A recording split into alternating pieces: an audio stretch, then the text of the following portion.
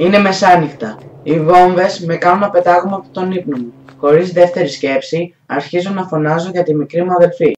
Όταν τη βρήκα τυλιγμένη με μια κουβέρτα στο εσωτερικό της ντουλάπας της, αφήνω μια ανάσα ανακούφισης. «Έλα εδώ», της είπα, και την πήρα στην αγκαλιά μου.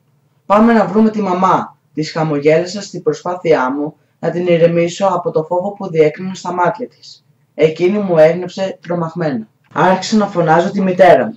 Η απάντηση δεν άργησε να έρθει. Την πετύχαμε στο καθιστικό του σπιτιού να ψάχνει απεγνωσμένα. «Μαμά», της έδωσα σήμα. Εκείνη γύρισε με δάκρυα στα μάτια, χαμογέλασε σαν να έλεγε «Ευχαριστώ που υπάρχετε».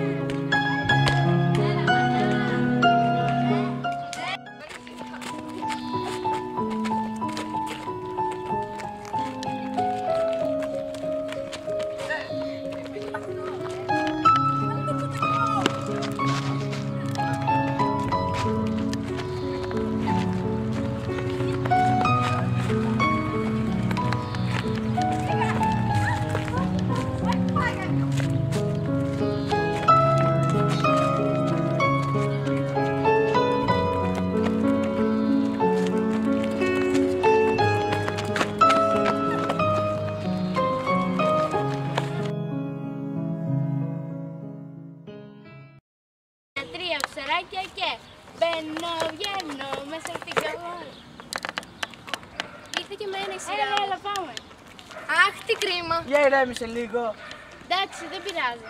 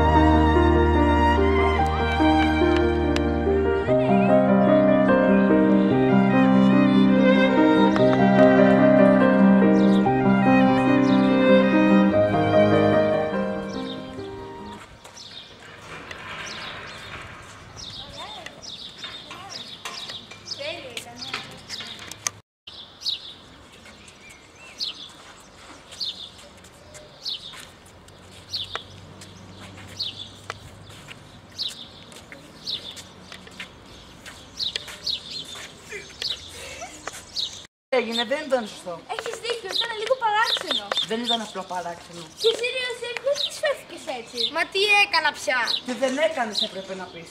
Ναι, δεν τις φέρθηκες σωστά. Γιατί το κάνετε τόσο μεγάλο θέμα? Είναι μεγάλο θέμα. Έχεις έρθει ποτέ σε αυτή τη θέση? Ναι. Έχεις νιώσει καλά? Όχι. Κατάλαβες τότε? Έκανα λάθος.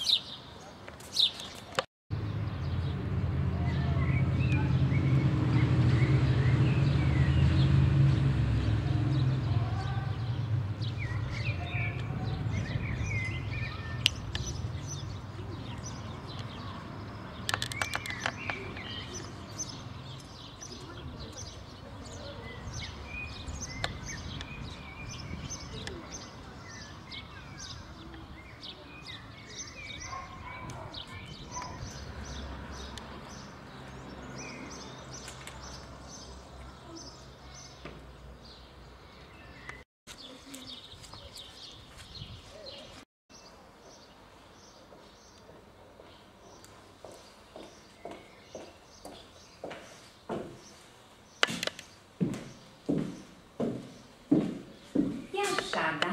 Γεια σας. Τι κάνεις? Καλά. Γιατί, τι συνέβη? Συνέβη ένα περιστατικό στην πλατεία.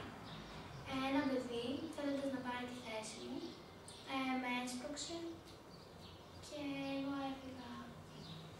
Μην το παίρνεις τόσο προσωπικά. Συμβαίνουν αυτά. Όμως βλέπω ότι και κάτι άλλο σε βασανίζει. Ξέρετε, είναι πάρα πολύ άσχημο να χάνει κάποιος τους γονείς του σε θάλασσα και τα αδέρφια του σε βομβαρδισμό. Είναι όντως πολύ τραγικό, αλλά ξέρεις, και εγώ τους έχω χάσει τους γονείς μου σε πολύ μικρή ηλικία. Αλήθεια. Ναι. Πώς συνέβη αυτό? Σε ένα τροχαίο. Και αυτό μου στοίχησε πάρα πολύ. Έχασα όλη την ομορφιά της παιδικής μου ηλικίας. Και έβαλε ένα στόχο. Είμαι εδώ, δίπλα σας, δίπλα σου. Δεν θέλω να στενοχωριέσαι. Έλα να σου δείξω το δωμάτιό σου. Εδώ είναι ο χώρος σου. Ελπίζω να δεις την ηρεμία και την ασφάλεια που ζητάς.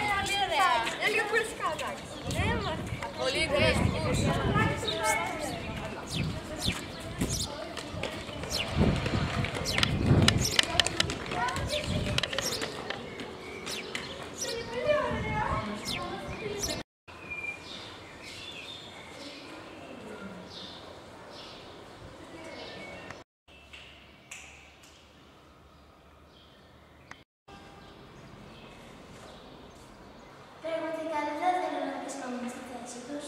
Παρατημένα στον δρόμο, στη θάλασσα, κάποια χωρίς γονείς.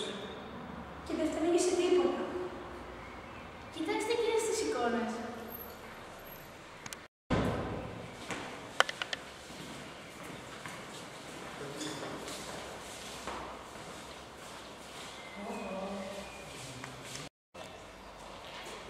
Πω, κοιτάξτε πόσες πολλές εικόνες.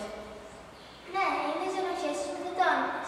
Η μυθική αγάπη, τα δικαιώματα όλων των παιδιών, το περιστέρι, το σύμβολο της ειρήνης.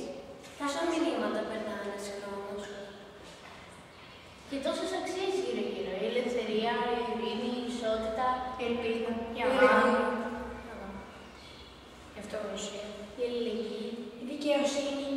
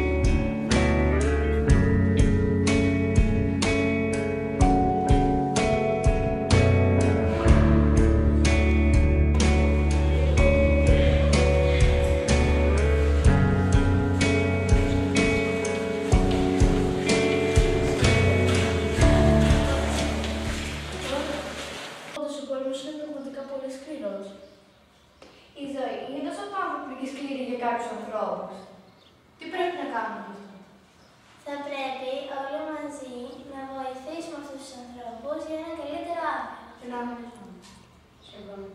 Για την ελευθερία και την ισότητα.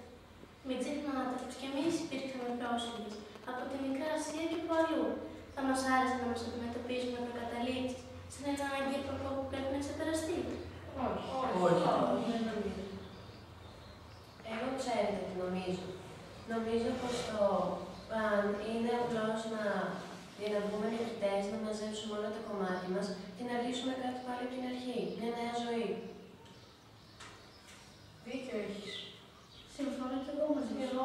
Κι εγώ. Εξάλλου, η ελληνική κοινωνία θυμίζει τη φιλόξενη διάθεσή της. Και πρέπει να το στηρίξουμε αυτό. Να το αποδείξουμε. Αλλά πώς?